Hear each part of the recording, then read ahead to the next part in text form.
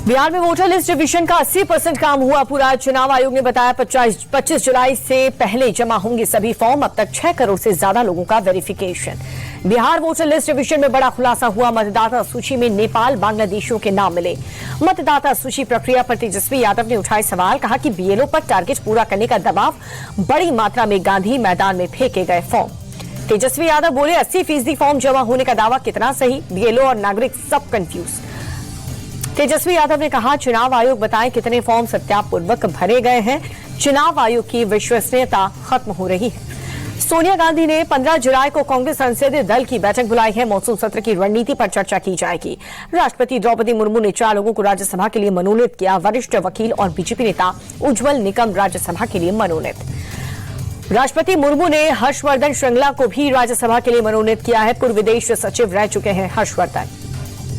केरल के वरिष्ठ सामाजिक कार्यकर्ता और शिक्षाविद सी सदानंद भी राज्यसभा के लिए मनोनीत किए गए। जानी मानी इतिहासकार और शिक्षाविद मीनाक्षी जैन भी बनेंगी राज्यसभा सांसद।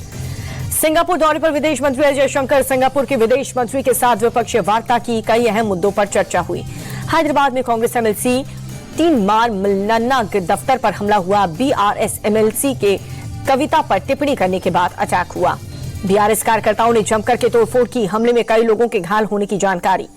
हरिद्वार के बहादुराबाद टोल प्लाजा पर कांवड़ियों का हंगामा। रोडवेज बस में की तोड़फोड़। समझाने गई पुलिस पर भी बरसाए पत्थर।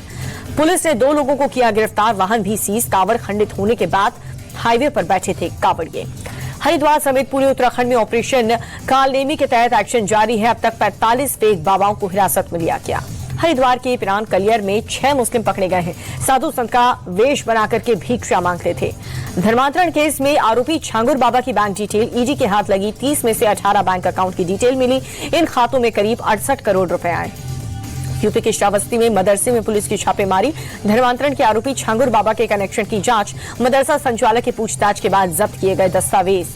राधिका मर्डर केस में 5 खाली कारतूस को लेकर के पुलिस का खुलासा। 4 गोली राधिका को और 1 गोली रसोई के निचले हिस्से में लगी थी। राधिका के अंकल बोले दीपक ने मुझसे कहा था भाई मैंने कन्या वध कर दिया है, मुझे मार दो।